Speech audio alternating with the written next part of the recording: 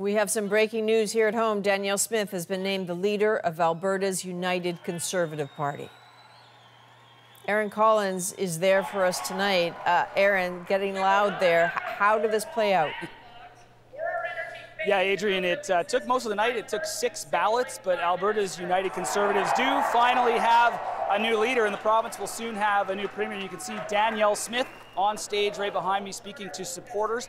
She got 53% of the vote at the end of the day, edging out Travis Taves, the former finance minister. And of course, Danielle Smith, long seen as the front runner here, and her idea for an Alberta Sovereignty Act really dominated the discourse in this leadership race. Now, that is something, that conversation about sovereignty is something that might have to change.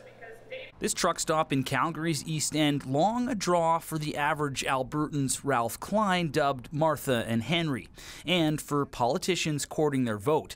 Jason Kenney, a frequent visitor over the years. A perfect spot to take the pulse of Alberta voters to see what they want from their new premier. Sovereignty Act. I want to see it. And I just want Alberta to stand up for its rights and not be pushed around by Ottawa. Now, that anger with Ottawa dominated the UCP leadership race, but this political watcher says most people have different issues on their minds. Albertans aren't different from other Canadians in this regard. Our top concern right now is inflation and the cost of living. But secondarily, we're also concerned about health care, recovering from the shock to the system that was COVID. Back at the Blackfoot Diner, that polling rings true. For you, what are the big issues the next premier has to deal with? Healthcare and taxes, especially the rising cost of living. It's getting out of hand. Nobody can afford it anymore. Worries about rising prices and the rising temperature of politics on the menu here.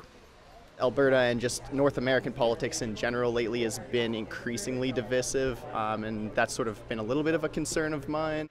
And with that spring election barreling quickly down the tracks, Alberta's new premier will need to get on board with the concerns of voters or risk being run down.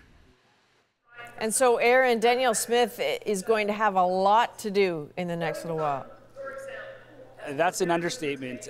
Danielle Smith will chair her first caucus meeting first thing tomorrow morning here in Calgary. Sometime next week, we hear Tuesday likely, she'll be sworn in as premier. Of course, she's not sitting in the legislature, so she's going to have to find a seat to sit in, and all of this with the provincial election looming in the spring. So she's going to have to unify the party and get ready to run in another election.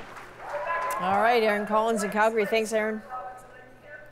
So what about the broader picture for the country as a whole? Here's Vashi Capellos, host of Power and Politics. So Vashi, Danielle Smith's win, this is going to cement a very different relationship with Ottawa. Could it even be rockier? Yeah, I think that's almost a definite, as close to a definite as I could get at this point. And that is because that relationship was actually core to Danielle Smith's leadership. It was her marquee policy proposal, right? The Sovereignty Act that you heard Aaron talk about. It's all about balking at federal laws if they're not in Alberta's interest. And I've been spending the evening talking to people here, even people who supported other candidates who are not necessarily in favor of how far that proposal goes, but understand the sentiment behind it. And I think the win tonight, though not as resounding as could have been predicted, right? Just about 53% and took all 6 ballots, certainly puts a little wind under the wings for Danielle Smith and her push to make life a bit harder for the federal government, at least in the way it treats Alberta, at least the way she perceives it. So Vashi, what does her win now mean for Alberta's relationship with other provinces?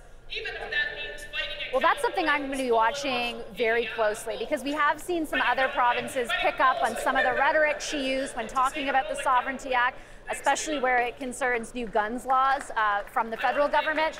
So maybe there's some impact that way. But bigger picture, Danielle Smith has some very specific ideas about the pandemic, about public health measures, about never bringing in lockdowns or mandates again. That sets her apart from other premiers at the table. And I think it's just the beginning of what might set her apart and change a very interesting dynamic, I think, around that table. All right, Vashi Capellos in Calgary. Thanks.